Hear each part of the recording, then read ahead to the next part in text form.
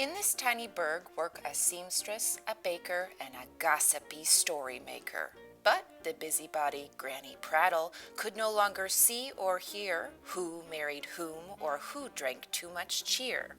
So tryouts were held in the small library. Came Sharon Rose, Judy, and a girl named Mary. They were told, "Tell a story with verbs that show action so your audience can have an enjoyable reaction." One judge, inspector specific, would listen to every verb and correct the dull ones that he overheard. First to tell a titillating, gossipy, and nasty vile plot was mean old Sharon Rose, whose verbs were squat. She stood in the light and began. To impress the inspector was her plan.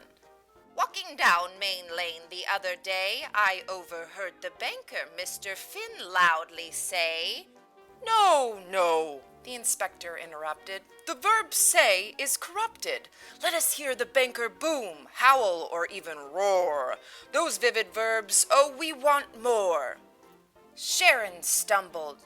"Oh, so Mr. Finn howled about the red light. But that traffic ticket Officer O'Leary continued to write, and the officer began softly to say—" But the inspector barked. "No form of say is used on this day. No, O'Leary whispered, cooed, or possibly purred. The vivid verb tells how it was heard." Then Sharon sighed. "Mr. Finn said angrily, 'I'll have your job.'" Again the inspector erupted. "Go to the dictionary right now and rob a vivid verb, you adverb slob." Sharon Rose waddled off the stage, and the floor did rumble. Nose before toes, clumsy Judy did stumble. To the center stage she came and began to mumble. "I was shopping at Pumblechook's seed store when entered Miss Melissa Whitmore." And, with the name drop of this town's richest miss, the audience hummed in a beehive bliss. "Quiet," the inspector grumbled. "And will you speak much louder, as it sounds as though your mouth's full of chowder?" Judy started to cry and almost fled, but then blurted, "Melissa said she'd soon be wed." "Indeed!" The inspector snorted as he stood, but the crowd's twitters confirmed Judy's tale was really good.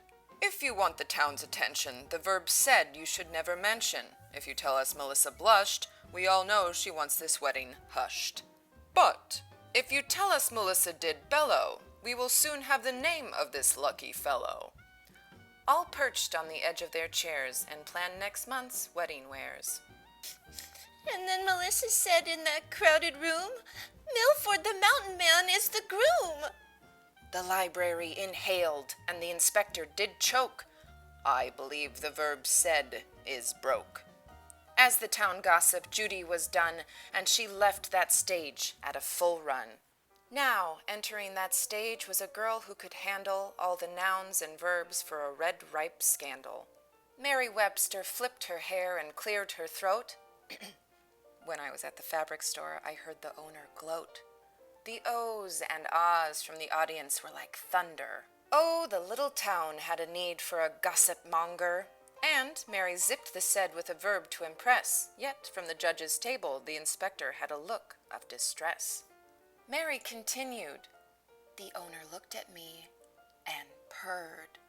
The audience yelled, "Ha! The word said was not heard! Bravo!" The audience did boast and bellow. "Mary, I think I found myself a pretty nice fellow." The audience was silent for Jessie's romance to blossom. Then Jessie told me that he had a nose like a possum. Mary hadn't used the forbidden word once. She knew the verb said was daft, a dunce. We want Mary, the audience did demand. But then Mary held up one hand. Don't you all want to know the identity of Jessie's new beau? Clapping and cheering erupted from the crowd when the inspector yelled, "I say you're quite loud." The chaos screeched to a halt. The inspector had uttered said, but it wasn't his fault. Like a curtain, the blush on his cheeks rose.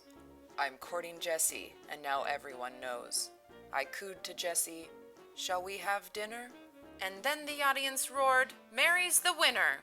So the town's new gossip monger was many years younger, and her townspeople would whisper, bellow, or even scold because that verb said had grown mold.